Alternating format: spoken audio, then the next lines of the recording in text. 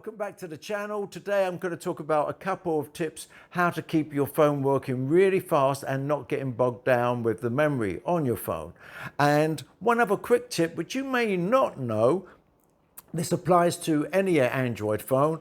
When you have your screen layout like so, if you just tap the time icon, that actually is equal to tapping the clock icon. So you go straight to your clock, alarms, world clock, timer, stopwatch, everything else. But I'm going to show you a few more things, so stay tuned. Okay, so this is what you do. Every phone's going to be slightly different, but basically you should be able to follow along to these instructions. And it works, as I've mentioned, on any Android phone. So you go to the settings, you scroll down, and there will be something that says apps. Tap on the word apps, and say I want to get rid of Agoda, which is a travel agency type thing. I don't just press uninstall, because if you do that, it will actually just uninstall it. What you've got to do to make sure your phone doesn't get bogged down and slowed down, clear the cache.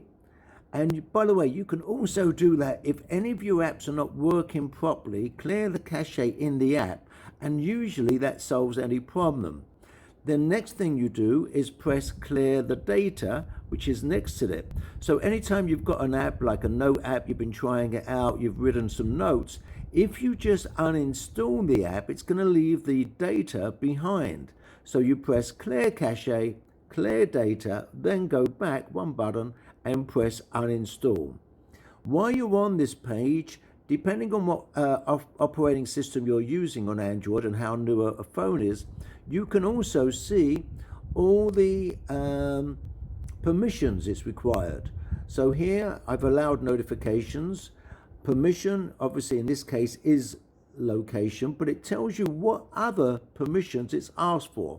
And again, you can turn off those permissions or turn on whatever you want to do. So you have total control in that area. And if I want to know more about the actual app, I can go press app details in the store, and it will take me to the store. And in this case, it's got to be updated, which I'll do later on. And out of curiosity, I'll talk about looking at an app and if you should install it or not, depending on ratings, last time it got updated, etc., etc. But that's for another program.